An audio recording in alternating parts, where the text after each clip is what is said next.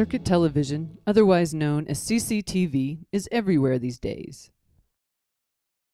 Technically, it is the use of video cameras to transmit a signal to a specific place on a limited set of monitors.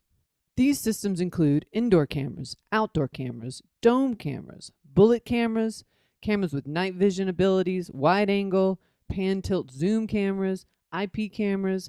Pretty much anything you want to monitor at any time, anywhere, there is a camera that will do it. These cameras connect to a DVR that records the data. This data is then transmitted to a monitor or a group of monitors and can be accessed remotely through the internet or even a smartphone. This data can also be backed up on a USB external drive or a CD-ROM. CCTV was developed in Germany by Walter Brunch in the early 1940s.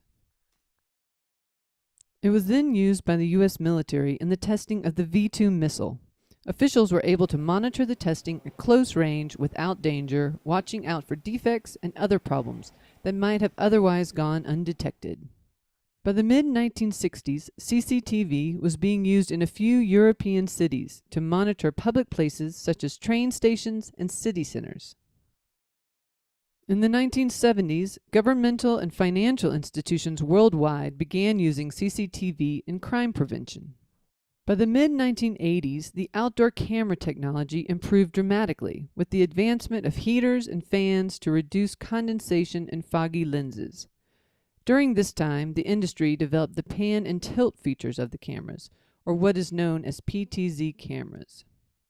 Busted.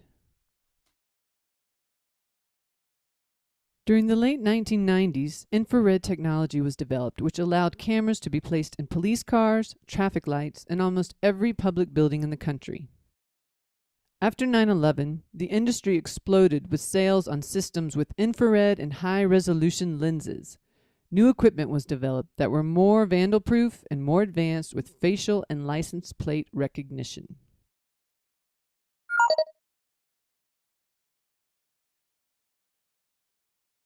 CCTV is used currently on our roadways.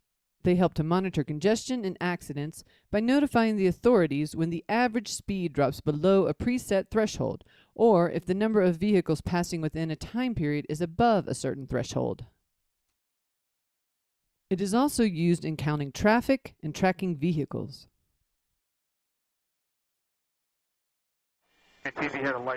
CCTV is also being used in war. Yes, sir. Is the mosque. Do not engage the mosque. Roger. Out. One of the vehicles moving right now. Yeah, you are clear to engage it. Right. Hey! Ready! Good shot. Direct secondaries. People running to the west. More movers in the vehicle and more people clear to engage all those. Copy.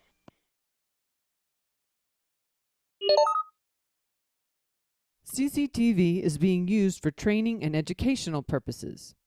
A local marriage and family therapy group uses CCTV in their training rooms to help new practitioners refine their skills. Postgraduates, postmasters, or postdoctorate students come here to get their certificate in marriage and family therapy. Students record videotapes of their sessions and then take them to their supervisor so their supervisor can actually see the session. It also helps us because scheduling is always a problem here. We have a lot of therapists and not a lot of rooms, and we keep a calendar, but it also helps to see that, oh, someone is in there right now, and then we won't walk in on a session and disturb it. I think everyone is pretty comfortable with the equipment, and I think that's a big draw. We really take pride in is our live supervision. Hi, the Center of Excellence for Simulation and Education, which is located inside University of British Columbia here in Vancouver, Canada, we do use CCTV for different purposes, and one of the purposes that we use is for security of our center. We have one at the front door, we have in the back door, so we do monitor who is coming in and after hours and before hours. that's one of the reasons we use, and that's a good help. So we can always access to those videos based on the time and date that they are being recorded.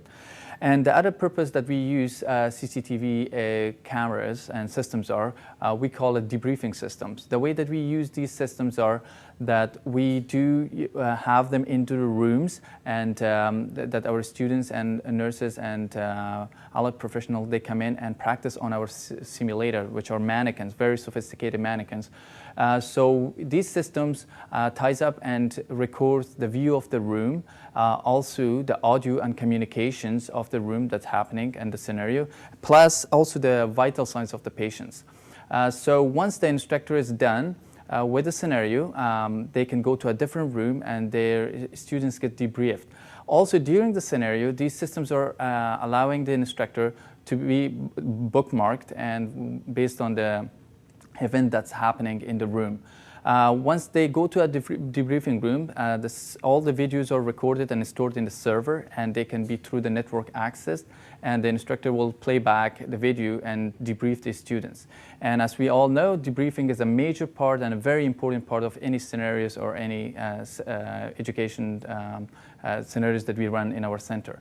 How it helps, it also helps the instructor to go and look back the action of the students that happened, and also debrief the students based on their communications, teamwork, and so that will help the students to go further and practice and come back prepared.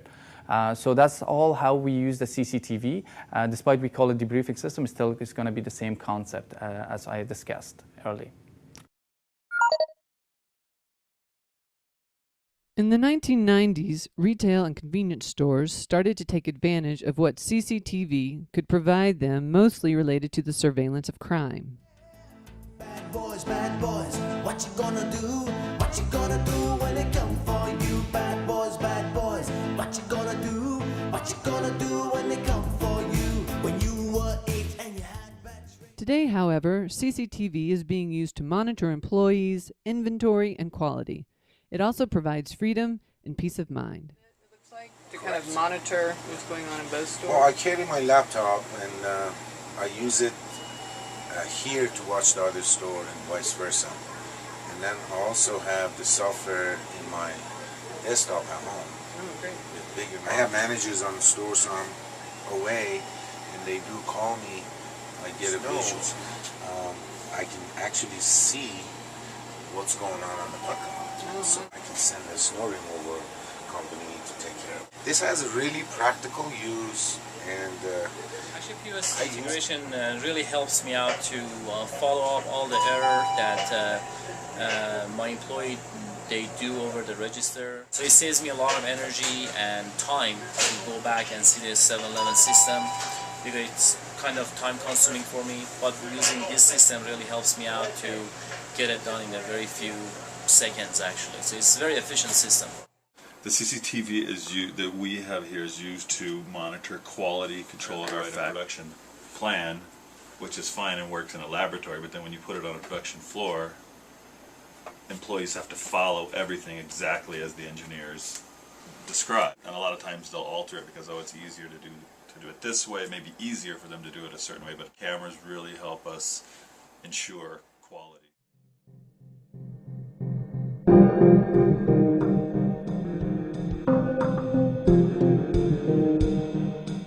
What is the trade-off with all of this technology for this control, efficiency, and convenience? Obviously, it's our privacy.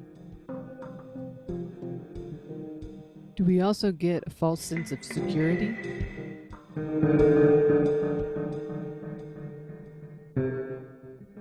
And is it worth it?